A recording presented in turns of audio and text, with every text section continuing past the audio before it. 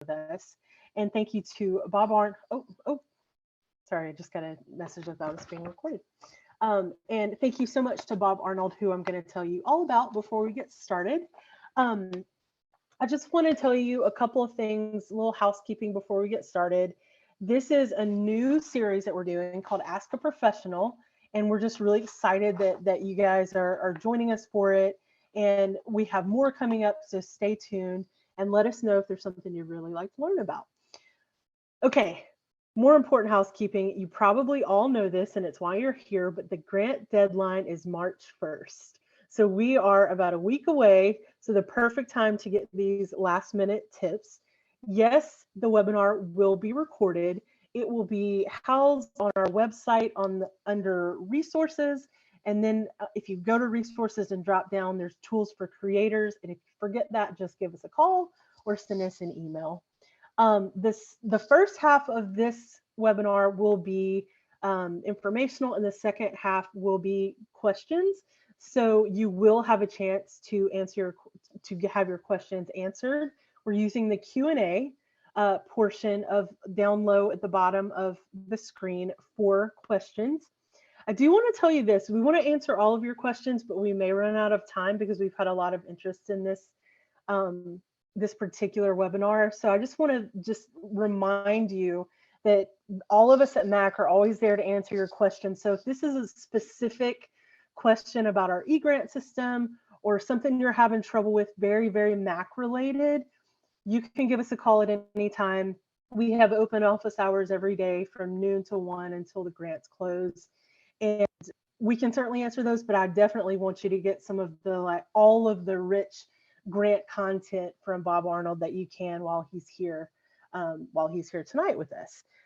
Okay, so let me check. Oh, just got a message I need to check real fast. Our new ED is going to sign in just a minute, and so I was going to let him introduce himself to you, so he'll be here in just a moment. But while we wait for that, I am going to tell you all about our presenter tonight, my dear friend and collaborator from Memphis, Tennessee, Bob Arnold. So Bob has so much grant experience. I am thrilled that he's here with us. He is currently the Director of Grantsmanship Services for Community Works Consulting. He was the Associate Director of Development for the Memphis Brooks Museum of Art, the Associate Director of Grants and Foundations for Christian Brothers University, and he's also been the President of the Mid-South Chapter of Grants Professionals Association. Now, my favorite thing that Bob has done was start a theater company, a grassroots nonprofit called Chatterbox Audio Theater. That was how we met. So he has been with the big, huge museum type organizations and with the grassroots arts organizations. So he's going to be able to cover a lot of arts grant writing territory for us tonight. So let me see, David, are you here with us yet? Let me see. I'll let you introduce yourself. Let's see. David, I'm going to allow you to talk. So before we get started, I'm going to introduce you to our brand new Executive Director, David Lewis. So I'm going to turn it over to you, David. Hi, thanks, Leslie. Can you hear me? Yes, I can hear you. I muted myself. Great. Thanks, everybody, for being here today. We are thrilled to be able to provide this amazing webinar. And thank you, Leslie, for putting this together. As Leslie will probably tell you, I know it's getting close to the deadline here in a few weeks, but just reach out to us if you've got any questions. This is a really exciting time for us, and we're happy to be able to, again, provide this service to everybody. If you've got any questions, just reach out and let us know. And thanks for having me. Thanks, David. So I'm going to turn it over to Bob, who, like I said, we've got so much arts grant knowledge here that I am so excited. So Bob, it is all yours now. Thank you so much for being here. Great. Thank you, Leslie. I appreciate the invitation. Thanks to you, thanks to Charlotte and to David for having me here tonight. I'm excited to talk to everybody. So Leslie gave you a great rundown of my experience. I have been working in the nonprofit field since 2005, and that includes long stints with arts nonprofits like the Memphis Brooks Museum of Art, and also, as she mentioned, my own grassroots theater company, podcasting company that I ran for 10 years.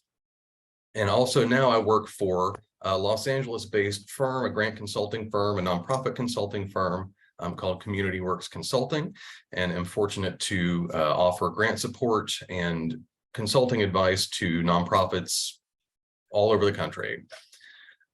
So Leslie invited me to talk tonight about before you hit submit. That was the title of the webinar, the presentation tonight, before you hit submit. So I want to be clear, what that means, what we're going to talk about tonight. As Leslie mentioned, we will have plenty of time later on for questions. And I know you all have probably 1,000 questions for them, the MAC staff, and hopefully some for me as well. So with your deadline a week from tomorrow, right, March 1st, we're not here tonight to rehash the basics of the application, your eligibility questions, who is able to apply, what the different grant categories are. Hopefully you know that by now. Hopefully you are well into that process by now. So tonight we really are going to be talking about things to think about before you hit submit. So a few thoughts from me, a few pieces of advice as you race to put together this application and get it all submitted before the deadline. Now, you may notice from that introduction, from that kind introduction from Leslie, that I am in Memphis, Tennessee. So I have actually not submitted to the Mississippi Arts Commission, although I will reassure you that I have read through the deadline, so I understand what you're up against. I have submitted many, many times to the Tennessee Arts Commission, which has a very similar application process. And I also, of course, as you know, I'm here with several folks from MAC who can help field your questions and handle some of the more technical stuff. And then, as Leslie mentioned, they are also very accessible, holding office hours every day between now and the deadline, and just generally available for you to reach out with your specific questions. So between all of that, hopefully you will feel very, very prepared as this grant deadline nears. Okay. We wanted to start tonight by asking you a little bit about you first. So we have 2 very quick survey questions here to kind of get a sense of who is in the Zoom room with us. And so, Leslie, I don't know how to implement those via Zoom, but here we go. Okay, so first question just simply asks, which grant are you applying for through MAC? So you will take just a second and answer that question for us. I'll give everybody just a minute and then I'll end it and we can see the results. Okay, it looks like a nice range. Yeah. So, yeah, so you can already see it. Okay. I'm going to share the result. So everybody should be able to see that. Yeah, we do have a good range. Good. So some organizations here in the room, some individuals also applying. So hopefully all of this that we talk about tonight will be helpful for either of those, any of these categories that you're applying in. You ready for the second one? Or do you want Yes. And then the second one, we were asking for some brutal honesty here and some candor. So the second question is, where are you in the application process? Has it shown up there? I can see it, but it doesn't. I still see number 1. Okay, hold on one second. I'm going to click stop sharing there. There we go. Okay. Great. Hopefully everyone can see that. I see answers coming in. Where are you in the application process? We're seeing it's going to take a little temperature on how far along you are. Now this is anonymous, so it is anonymous. Be anything less than perfectly honest. And I think we have some honesty here. I think that we have a lot of honesty here. So I will Okay, close that. so about 60% just starting, the rest of you in the middle of it or have submitted or ready to submit. Good, okay. Well, we will talk about, we're really going to talk about, again, things to think about as you're nearing the end of your submission process. But I do have some thoughts to share and some advice for those of you who are just starting the process 1 week out. So we'll get to that later. Okay, excellent. Thanks, everybody. All right, before you hit submit, what are some things to think about as you are going back through your grant application, as you are finalizing your grant application and you are getting ready to submit it to the Mississippi Arts Commission? I put out some thoughts and some notes on paper, and I sort of went back and realized there was a theme there. And I thought, well, what's the overarching theme here? And it's this: the overarching goal when you are finalizing this grant proposal is to make it easy for your reader. Okay, make it easy for your reader. Reading your grant proposal, believe it or not, reading your grant proposal should be a pleasant and even an empowering experience for your reviewers. So approach everything that we're going to talk about here tonight, approach it with that in mind. Remember that your application will be reviewed by a panel of volunteers. They may be experts in your field, or they may not. They may be people from the arts community, or they may not. They may live in Mississippi, or they may not. So remembering that the overarching goal is to make it easy for your reader, also remember your reader could be just about anybody. So you really want to be conscious of how you are presenting yourself in your grant application. And everything else we talk about here tonight sort of builds off of this overarching foundational goal. Make it easy for your reader to read and understand and be inspired by your proposal. As you are wrapping up, as you are putting the finishing touches on your proposal, my first piece of advice here is to revisit the guidelines. Okay, revisit the guidelines. MAC has some very clear guidelines on their website. So it's pretty standard for you to read them before you begin, but I highly recommend that you read them before you reread them before you submit. These are all, of course, on the MAC website. Reread the full guidelines in that category that you are applying for, and pay attention to the review criteria. Again, you're fortunate here in this particular grant competition that they are so forthcoming with their criteria and with their guidelines. So on the guideline page for each grant, you're going to see a list of criteria that your reviewers will be assessing in your grant proposal. So as you reread your proposal, which I'm going to talk about in a minute, you want to be very aware of those guidelines, okay? And remember that because there is a review criteria, your reviewers will be comparing your application to a specific rubric, okay?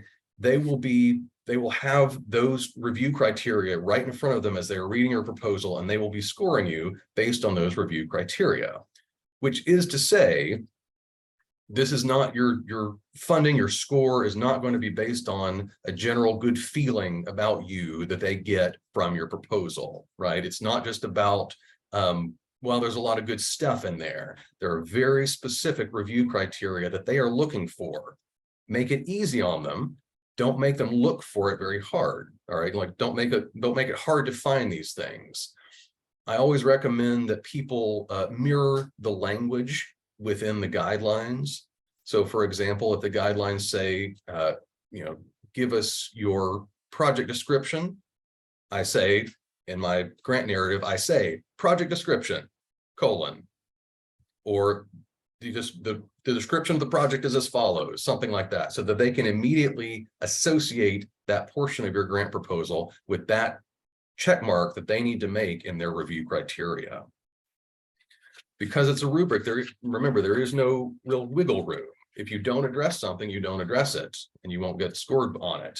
And that also means that details matter. Again, it's not just sort of an overarching, this is a really good proposal on the whole. It's got to hit these multiple points that are listed in the review criteria.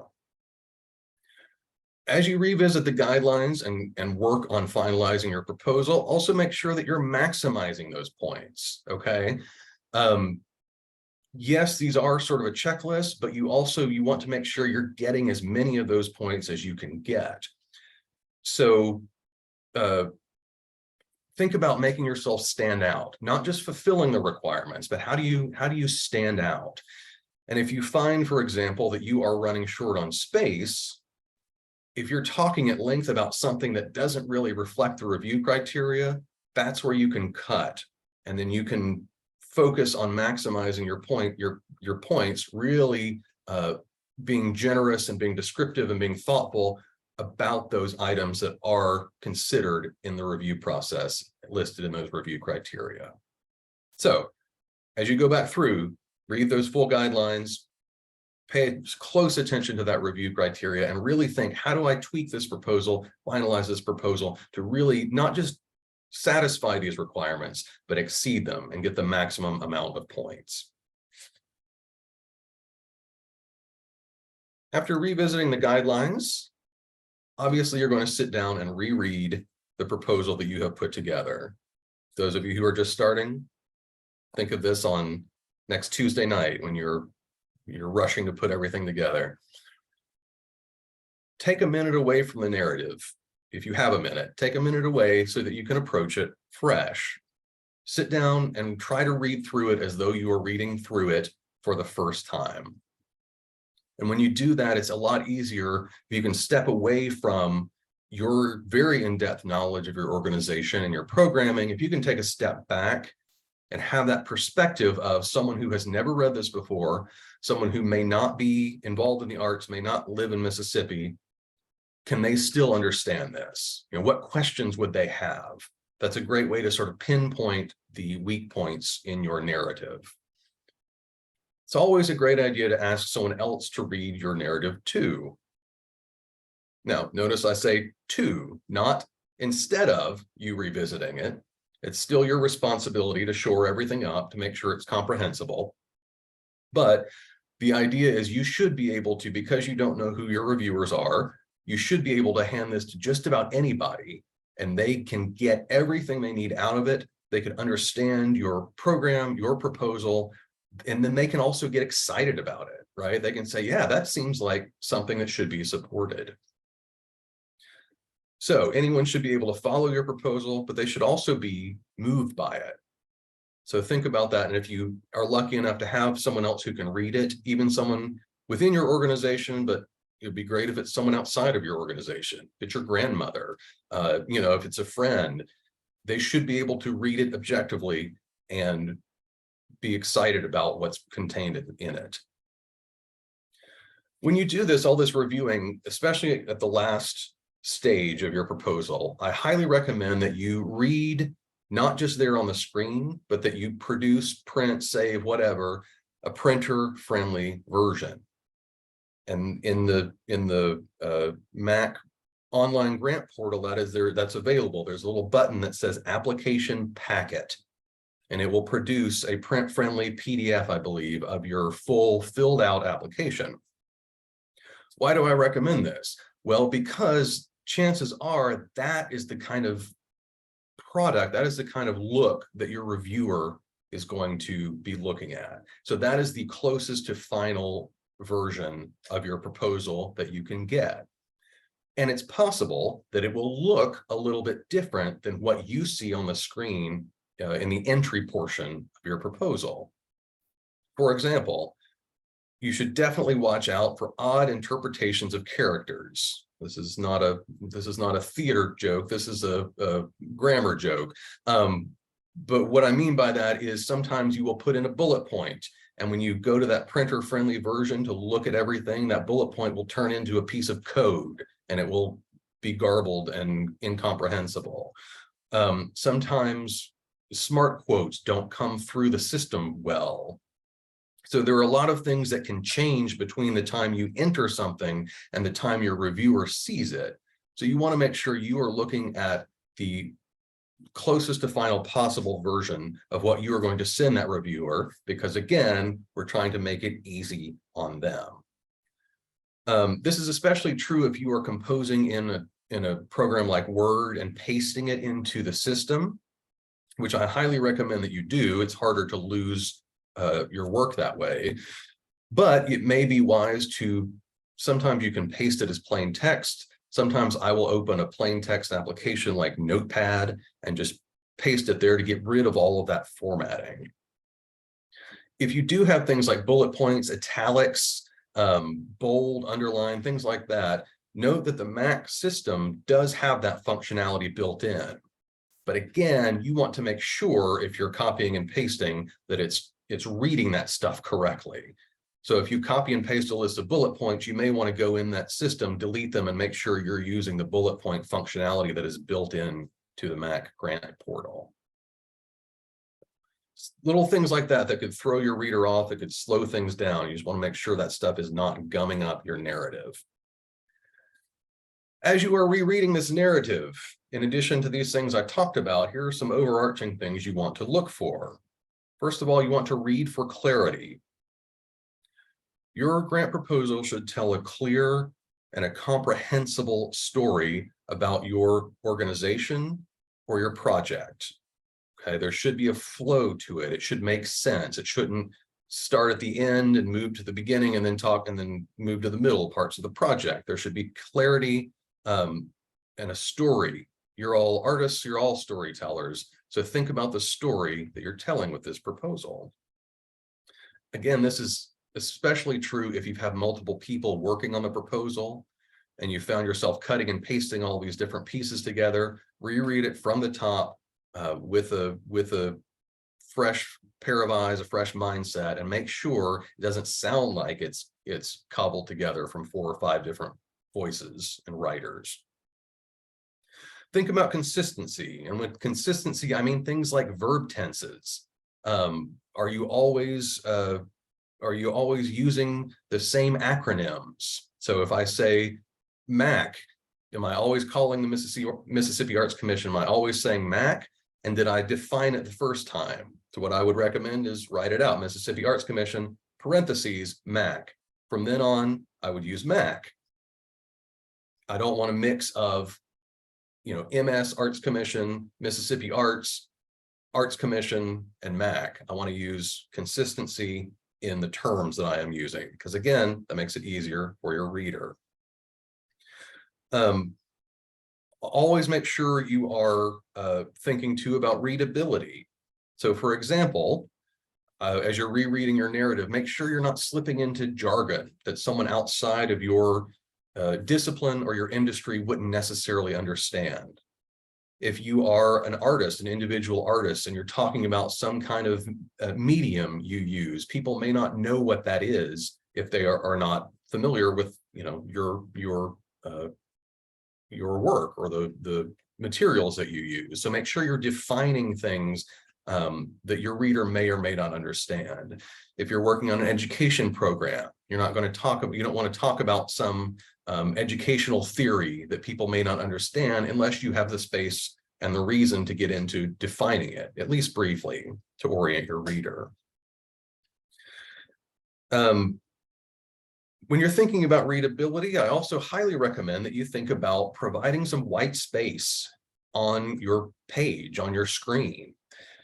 This is hard for a lot of people to do. Those of you who are so knowledgeable about your organizations and so passionate about the work that you do, the tendency is to just cram everything into within one letter of the character limit. But if you're not careful, you can overwhelm your reader, right? Remember that we're telling a story. We're not writing an encyclopedia here. We're writing a story. So be judicious with the detail that you share. Be careful with it. When I worked for a university here in Memphis, I saw some old grant proposals that started with the history of the university, which started in the late 1800s.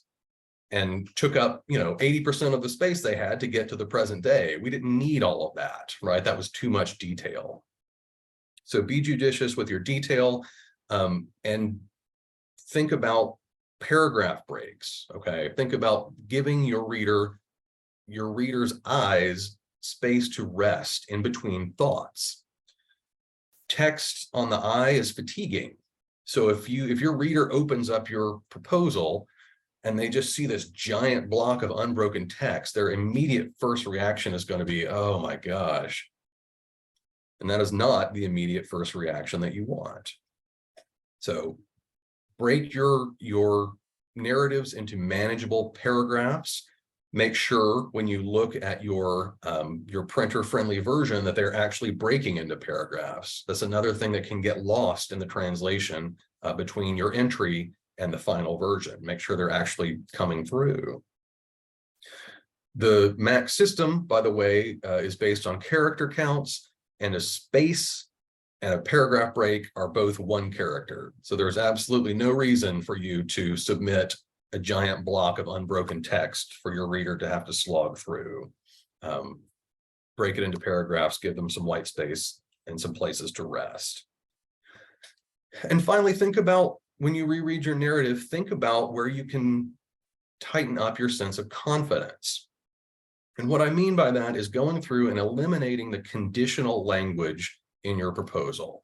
Conditional language like, with this funding, we would do this. We could possibly do this. We may do this or that. Anything like that makes your proposal feel weak and wishy-washy, like you're not really sure about what you're going to do. With this money, we could do this. With this funding, we will, right? We expect to see. These are the anticipated results. That sort of firm language conveys a sense of confidence and helps your reader really envision these things happening, believe that they will happen when you say that they will. So take out all of that conditional language, and don't give them any reason to doubt that you are going to do great things with this funding. Okay. Next, obviously, check your budget figures. Do they add up is the first question. You're fortunate that in the Mac system, the budget totals are auto-calculated, so they should add up, but still double check, is everything adding up correctly? And does it match your own documentation? Does it look exactly like the figures you have on your program budget or your organizational budget? Are they translated correctly? But I always like to say that a budget should do more than add up. Okay, your budget also tells the story of your proposal just as much as your narrative, and the two have to work in concert with one another. They have to reinforce one another. In this particular situation, you want to make sure that you have matched your grant funds to the extent that is required by the specific program you're applying to. So I believe most of these grants require at least a one-to-one match, meaning if you are requesting $10,000, you've got to show that you are bringing another $10,000 to the table somehow. So you want to make sure that is very, very clear in your budget. So again, your reviewer can see that match and go, okay, that requirement is taken care of, check. And then of course, are your budget figures consistent with your narrative? I see this all the time where someone will write a proposal and then all of a sudden in the budget, there's 4 staff members who were never mentioned in the proposal. Well, that doesn't match, right? I don't understand. I don't know why those staff members are in there if I have not been told about them in the narrative. If your program requires 4 staff members, make sure to talk about that in the narrative before you just spring it on your reviewer in the budget and leave them trying to figure out who these people are and how they fit into this program. And then do your budget figures tell a complete story? So same question as earlier. Are you including all of the costs of your program? Arts organizations, in my experience, are especially they're especially prone to trying to minimize the real cost of the program. to whittle it down and say, look, all we need is your $20,000. That's it. That's all we need. No, it isn't. You need your staff. You need your facility where you're hosting this project. You need your security guards who are making sure the kids don't touch the art. You need HVAC. You need phone and internet. There are a lot of costs that go into a program that really should be reflected in your budget. So don't make sure you're telling a complete story. And in doing that, make sure you're not minimizing the investment that your organization or you as an individual are making in this project. Okay, if you are doing an individual artist project and you're having to drive to 50 different locations to talk to people or pick up supplies, that is an investment that should absolutely be reflected in your budget, whether or not you are asking MAC to fund that. So just know finally that some reviewers check your budget figures first. I have absolutely seen that in a review panel where the more, I can't remember if it's right brain or left brain, but the more analytical types will flip right to the back and start looking at the budget. So make sure you are telling that full story in your narrative and in your budget. So no matter where you start, where the reviewer starts, they will see the same information, the same story reflected in both places. Okay, your attachments. This is often kind of the last thing that gets compiled before you submit. So you want to make sure as you put together the attachments that are requested with your proposal, that they're easy and accessible for your reviewer.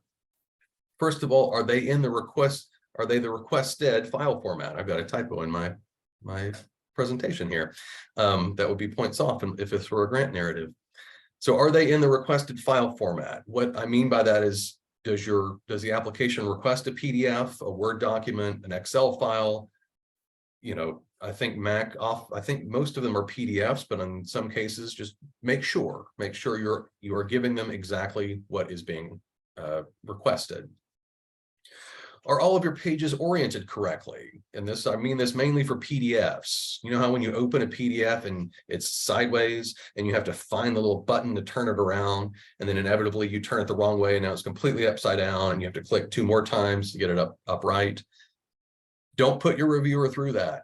Make sure that your pages are oriented correctly. If you don't know how to manipulate your software to have pages that are in the correct form or in the correct orientation, find a young person and ask them to help you. Make sure that your files that you're submitting are not password protected. I have seen this before where, say, a budget will go out, it's an Excel file, you know, the CFO sent it to me at the last second and I upload it, and I did not realize that it had a password requirement on it. And so, of course, the reviewers aren't going to be able to read that. So make sure your files are accessible and can be opened. Are your files within the size limit? From what I saw in the MAC guidelines, that's generally somewhere between 2 megabytes and 6 megabytes per file. But there are specific size limits listed in the guidelines. And if it's outside of that, I'm not sure the system will even accept it. So you may end up needing to reduce the size of some of these larger files, attachments that you were submitting, to make sure that they can be uploaded into the system. And then, of course, do your attachments meet all the criteria? This is why we're revisiting the guidelines earlier as suggested. For example, I notice here that if you are an organization and you're submitting a list of your board of directors, that list has to contain demographic information. Okay, that's not just a MAC requirement, that's an NEA requirement that goes all the way up to the feds. So if you go, oh yeah, okay, a board list, I've got that, but your board list doesn't contain all the required information, then you have not fulfilled that responsibility, you have not fulfilled that attachment, and will probably get marked down for it. So revisit those guidelines, make sure you are meeting all of those criteria. Okay, so you've gone through your narrative again, you've gone through your budget again, you've gone through your attachment again. With all of this in mind, here's my recommendation right before you submit, literally before you hit submit on your final submission, step away for a few minutes, if at all possible. If it's not, 11:55 on deadline night, step away for a few minutes, go have a cup of coffee, watch a YouTube video or something. Take your brain away from it, because that's usually when those things will bubble up, that you go, oh, I meant to change that language in there to say this, or I forgot to get so-and-so's approval before I submit this budget. Those little last minute things need a moment of space in your brain to bubble to the surface. So make sure you can give them that moment overnight if you have time. Again, if you're not submitting on deadline date, it's nice to sleep on it, wake up, come back to it fresh, scan everything one more time, make sure all the details are in order. Regardless, as much as possible, and I say this for you 60% who are just starting, as much as possible, plan to submit well ahead of the deadline. There's nothing worse than getting everything uploaded into the grants portal with 3 minutes to spare, pressing submit, and then having it return an error message because you missed something, or because your narrative was too long, or anything like that. Give yourself enough time so that if that happens, you can recover, you can correct. Also, it's not necessarily likely, but it's always possible that if everyone is submitting 2 minutes before the deadline, the system can get overwhelmed and it can crash. And I'm sure Mac would be gracious if that happens, but you don't want that to happen. You don't want to risk that. That happens, it seems like, a lot with federal proposals. They just get overwhelmed, and then all of a sudden the deadline is passed and you're still sitting there trying to refresh and click and getting an error. So don't risk it. Don't put yourself through that heartburn. Plan to submit well ahead of the deadline. Okay, a few more thoughts here before we move into Q&A. I want to I'll address a little bit some of the folks who are just now starting on their proposals. First of all, let me say, I understand you're all very busy. I know you are. I know arts organizations wear too many hats, and I'm totally sympathetic. But I am going to quote you here. I'm going to quote actually something from the MAC website right back at you, which is a great little meditation on why you should work in advance. Why does it matter? Why can't I submit this at the last second? Well, according to MAC, organizations that give sufficient time and support to planning and grant writing benefit from clarified goals, more tangible objectives, clearer plans, better evaluation plans, improved record keeping, and better financial management. And I can tell you that in my experience, that is spot on. If you are, I know, again, I understand you are overwhelmed, you are overworked, but if you are submitting everything at the last second, then you're not submitting your best work. And you're not portraying your organization in the way that it deserves to be portrayed if you don't have time to think about these details, if you don't have time to refine. So do yourself and do your organization the favor, the courtesy of making enough time so that you're not doing this at the last second. Now, if you are just doing this at the last second, a few thoughts. First of all, that previous slide is the end of my shaming for you. That will be enough. You get it. I know you don't like doing it this way. So also know, though, that it could be worse. You've got a week. If you're just starting, you've got a week. This proposal is certainly not the most burdensome I've ever seen. It's far from it. In fact, some of you, if you get into some federal proposals, they can be 100 pages long. So imagine trying to do that in a week. So you can do this in a week. It's possible. Certainly, if you are just now getting started, you should lean very heavily on text from existing texts that you may have from previous proposals. I'm a grant consultant. I do grant writing all day long. We copy and paste regularly. That's not a shortcut. That is because we have refined that language. We know exactly what we want to say and the best way to say it that is reflective of the organizations we're working with.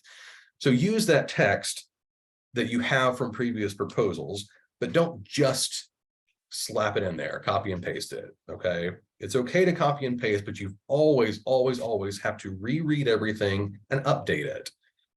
Sometimes you'll copy and paste, you'll go back to reread and realize that you were quoting things from the wrong fiscal year, or you've got information in there about a program that you no longer do, or it says this is upcoming and that was 2 years ago. So make sure that you are if you're leaning on past proposal language, which again is totally okay, make sure you are refreshing it, you're reviewing it, you're updating it, you're reading it for all of those things we talked about earlier, clarity and consistency and all those sorts of things. So just because you have the language does not mean it's perfectly tailored and ready to go. Make sure you're rereading it. Also, especially if you're just starting, this is true for everyone, but especially if you're just starting, work on maintaining focus in your narrative. The panic of an impending deadline can lead to just throwing everything against the wall and hoping that the answers to the questions are in there, right? But you don't want to do that. Remember what we talked about creating a clear and compelling story. So even if you are short, and I will say this, the MAC staff can disagree with me. I think your reviewers would rather see a focused, tight, thoughtful proposal that falls short of the maximum word count, rather than seeing all of this junk that you can find copied and pasted from other grant proposals that perhaps work then, but don't necessarily go together. So don't panic, think about maintaining focus. Get help from your colleagues, of course. I know some of you are individual artists, some of you are probably one-person shops applying for these proposals, but if you have people around you who can help, lean on them. Your program people, if any of this funding is supporting some of the programs they want to do, they should be able to help you. They should be providing you with data. They should be providing you with talking points. Especially if you've just got a week, make sure you grab them tomorrow morning, you make them sit down and feed you the information that you need to complete this proposal. And of course, learn your lesson, tell yourself the same thing I told myself when I pulled my first all-nighter in college. I got to about 4 in the morning and I looked around the empty computer lab and I said, I hate this. I don't want to live like this. And that was it. I never did it again. So plan to start earlier next year. And finally, when you're done with all these things, submit your proposal and celebrate in whatever way you like, because it is, despite any jokes I may have made earlier, this is a heavy lift. There is work to be done here, and it's important that you do it and that you do it well. So when you have done it and it's behind you, take a minute to congratulate yourself and feel good about what you have done. Okay. Those are my reminders, but let's now shift into questions and comments. Leslie, anything that comes up, I'm happy to field. Again, if there's very MAC specific stuff, we've got Leslie and Charlotte here, and they can also talk to you offline if you've got a very, very specific question.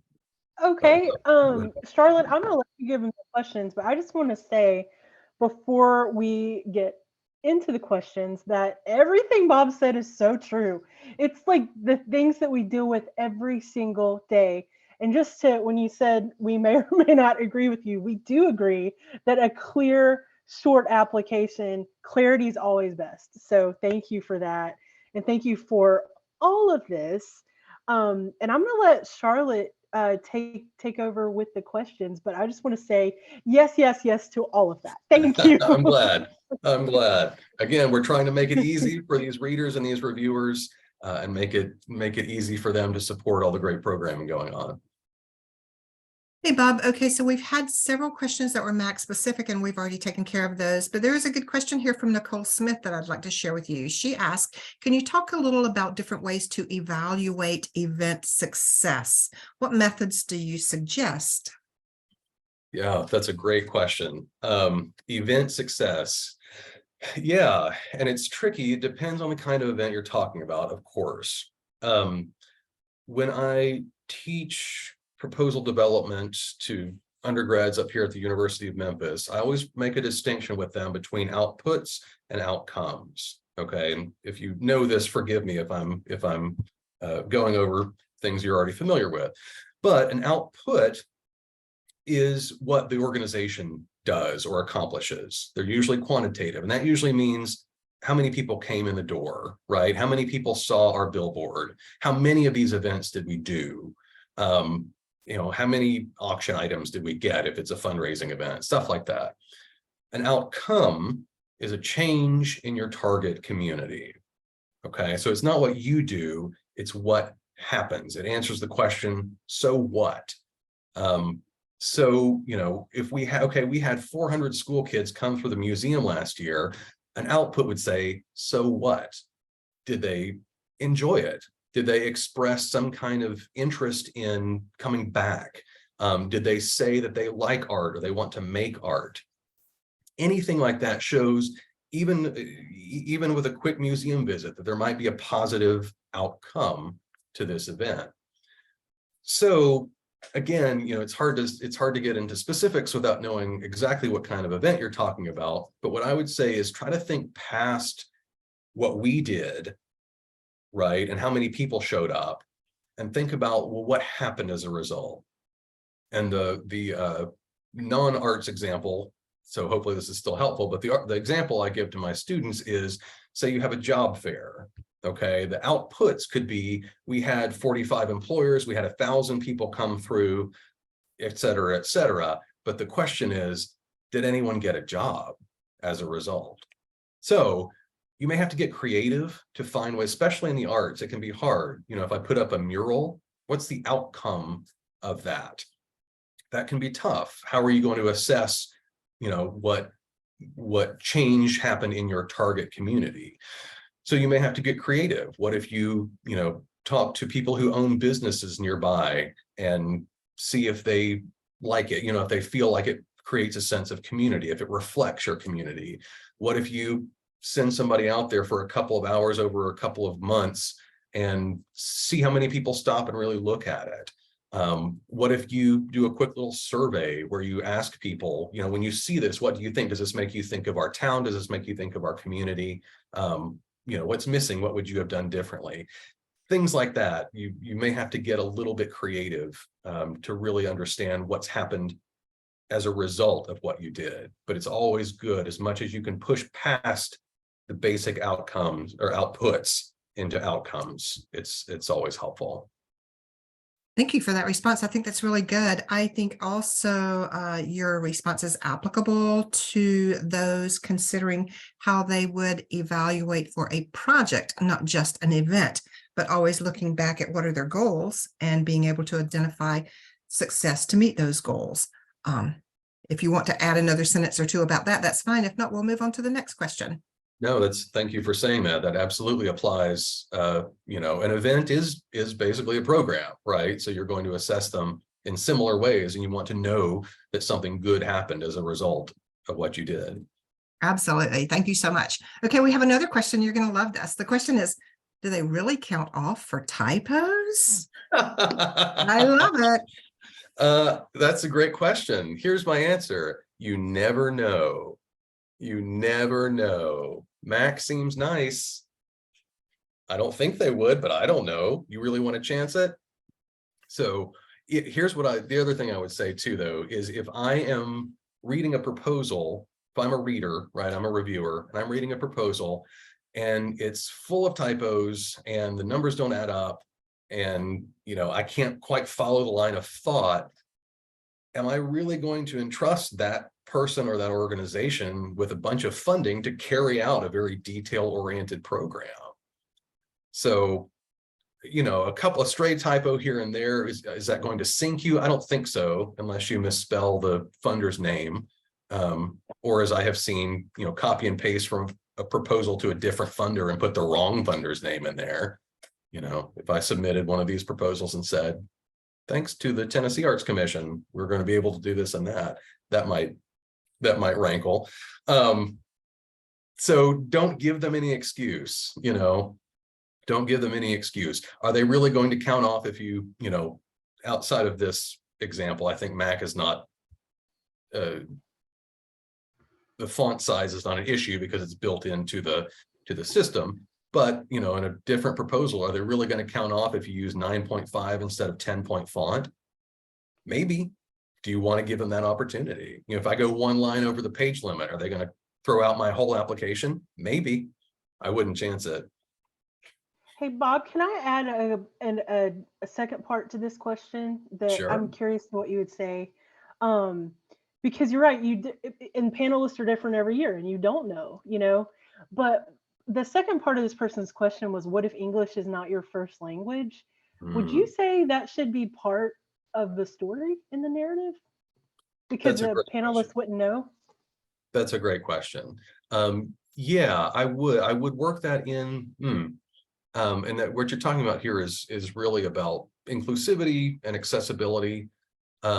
Yes, I think offhand, I would say I would try to work that in without putting it like an apology or a disclaimer, right?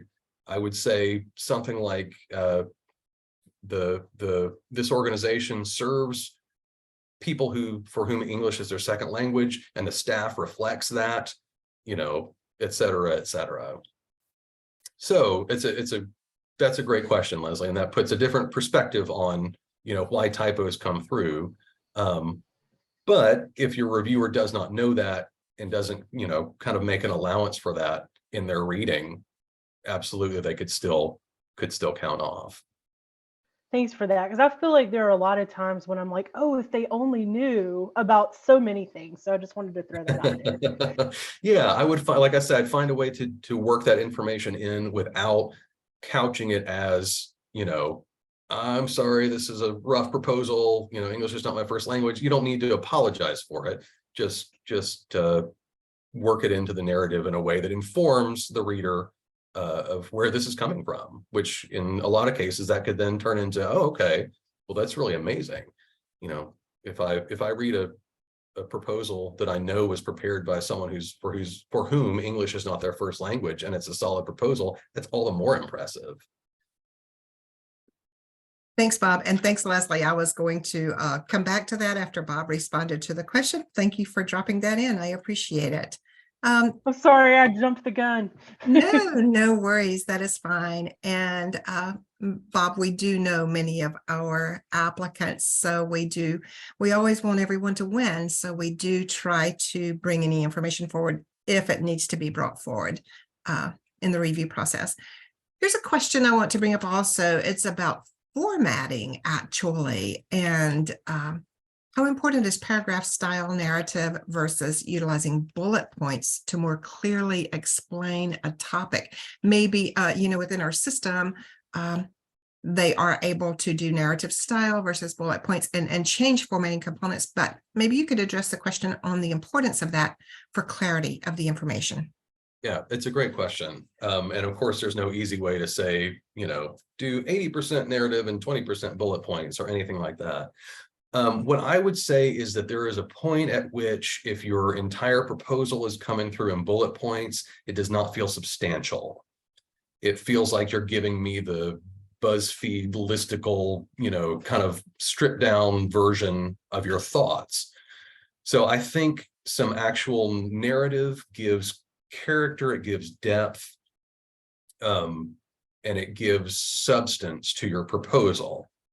However, having said that, I think a judicious use of some bullet points is it's great. If that helps organize things, if that helps your eye flow down the page, I would do it within the narrative. I wouldn't do it for the narrative, if that makes sense. So if you've got, for example, when I was, writing long lists of, well, here are all the exhibitions that are coming to the museum next year, I absolutely could do those in bullet points, even if there are a couple of sentences in each bullet point that would help sort of organize them on the page and keep them from being a block of text. But if I am talking about what the museum, why the museum hosts these kinds of exhibitions, the importance of it for the community, that's not the kind of information I want to try to convince somebody of with a list of bullet points. Thank you for that. And I think we can also reference back to what you had on an earlier slide. Get someone outside to read it for you to check for clarity. That's another good piece as well. Mm-hmm. Okay, so there are a couple of questions that kind of align here in a similar manner, and it's about applications being denied or rejected. So I'm going to merge these two together in a sense. What might be the number one reason, or what would be a primary reason that an application might not be approved or awarded? Yeah, That's a great question. And Charlotte and Leslie, I'll probably kick that back to you for specifics about MAC, but here's one thing that comes to mind immediately. So all of these guidelines in a grant proposal can feel very burdensome, right? Can feel very restrictive. So, and what I mean by that is, we want 500 words on this. We want 2,500 characters, not counting spaces. We want margins. We want font sizes, whatever it is that the funder is asking for can feel very burdensome, can feel very restrictive. And depending on the funder, yeah, sometimes they are. But imagine that you are a funder and that you have a certain amount of money to give away, and you've got 10 times that in requests for your money, right? 10 times. So you've got to whittle this down from this huge application pool to just 10% or whatever of what you have to give. For better or for worse, you're going to look for easy reasons to throw some of those proposals out, right? Because you just cannot assess all of them on the merits. So that's where I go back to, if I have not answered all of these questions thoroughly, that gives them an excuse to throw my proposal out. It's not malicious. It's not that they hate me. It's that they have 100 of these to read, and 95 of them follow the deadline or follow the guidelines to a T. So, let's focus on those, and then we've got to keep whittling down from there. So again, don't give them any reason to throw out your application. Make sure that you are following those guidelines to the letter. Make sure that you are answering every single question that is posed to you by the reviewer. And then it becomes a matter of, convincing them with your argument and all that sort of thing. Don't give them a technical reason to throw your proposal out. That's really great. I'm going to respond to that. And then Leslie, I'm going to pass off to you for that one as well, Okay. in the event you want to add more information to it. Sure. And I think one of the things that we can say as MAC right off the bat is considering eligibility. Are you eligible for this application? So do you meet the requirements that we have here?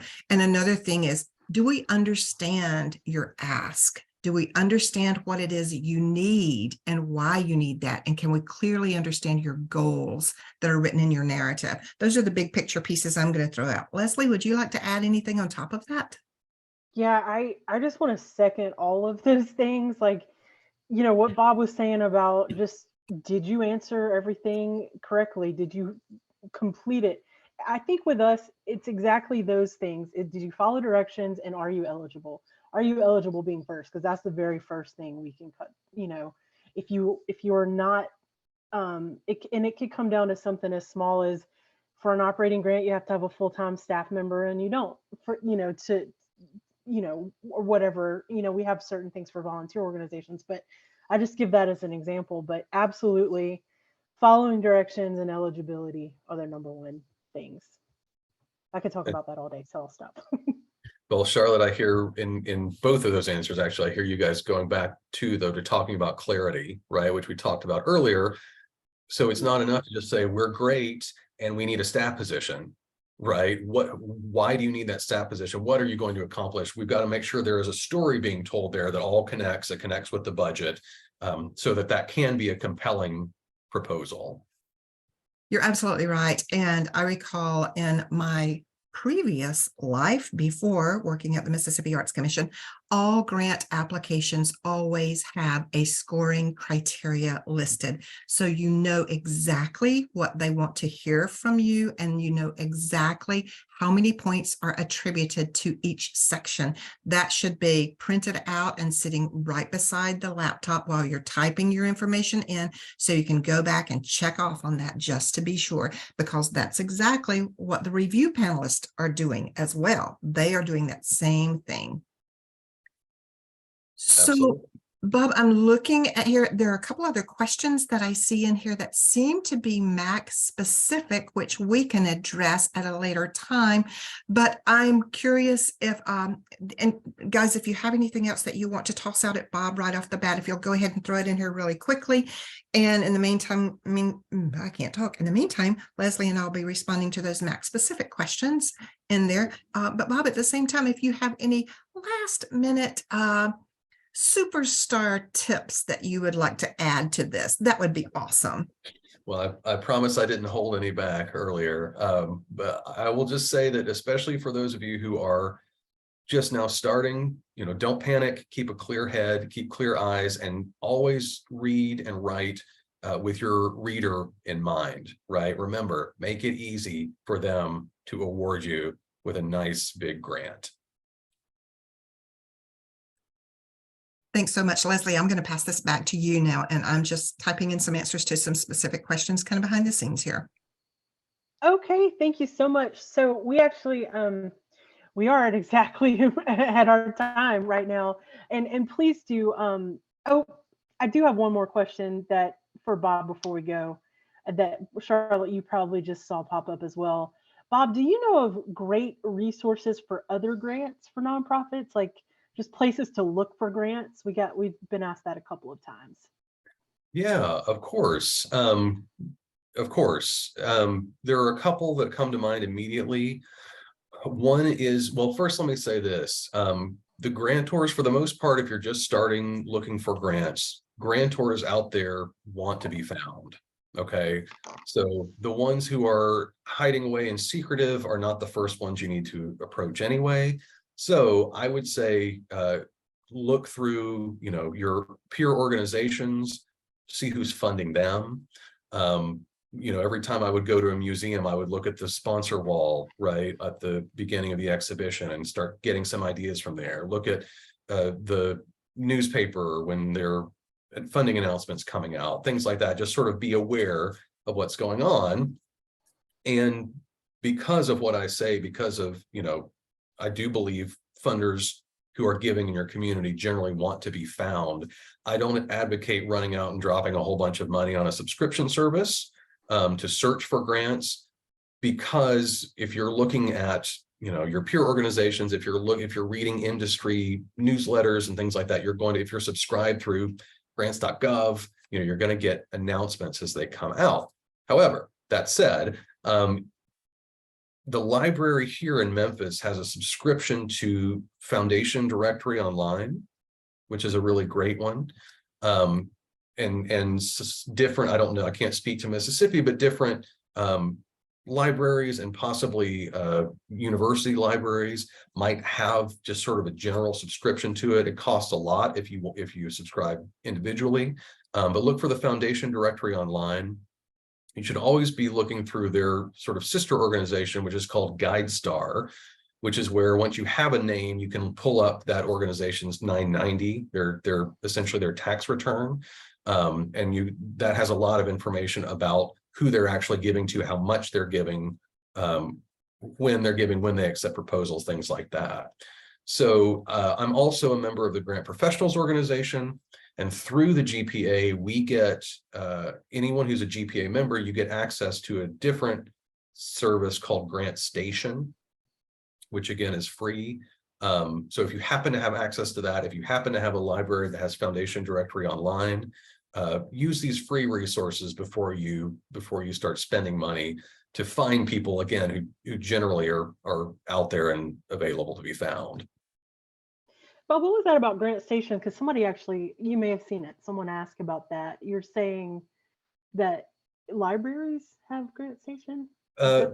Foundation Directory Online. Okay, gotcha. Yeah, Foundation Directory Online. And again, if you're close, those of you who are close to Memphis, drive on up here to the Central Library, and you can ask them to access Foundation Directory Online, and they'll set you up at a little terminal, and you can just search to your heart's content and search by keywords and by regions and funding interests and things like that. But you have to actually, I believe you actually have to physically go to the library. I think during COVID, they may have done some remote stuff, so it could be worth looking into that, or it could just be worth, calling your local library and asking if they have access to either Foundation Directory Online or any grant search, grant database that you could access through the library.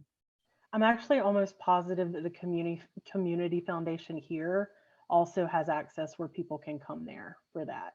Fantastic. I heard them say it at a meeting recently, and it is in Jackson, but there are community foundations throughout the state. So reach out to the community foundation near you. So I think that we went a little bit over our time, but I am just so thrilled that you gave them all this information, because like I said, it's what we talk about all day, every day. And it was so clear and wonderful. And so many people in the chat have said, this was great. Thank you so much, with lots of exclamation points, and ask where they can find this recording, because it's helpful with all grants. And I'm going to tell you again where you'll be able to find this recording once we get it uploaded. It will be on the MAC website, which is arts.ms.gov. And under resources, there's a drop down, and it's going to be on tools for creators. And if you can't find it, just give us a shout through email or phone call, because we certainly want to share this with you. Lots of love in the question and answer chat, Bob. So thank you so much. This has been wonderful, and I am so glad we have this resource. And yeah, if anybody has any questions, give us a call tomorrow. Any I'm so other happy thoughts? to be helpful. Thank you, Leslie, and good luck, everyone. Good luck with your grants. Thank you. Charlotte, anything before we sign off? No, that's it. I was just typing in the chat box, which people can't chat in, but I think they can see the updates. Just contact us. They can find our individual contact information and our phone numbers at the website at arts.ms.gov. We want you guys to win, for sure. We do. We are your advocates. We are your cheerleaders. And I do want to I almost forgot, our next one of these Ask a Professional is going to be about taxes, I believe. And it's coming up in March. And if you got the emails just in time for tax season, right? So if you got the emails about this workshop, you'll get the emails about that workshop. And we're gonna keep this rolling, because we love meeting with you guys. So thank you again, everybody. Thanks, Bob. I'm sure I will reach out to you many more times, and I hope you all have a wonderful evening.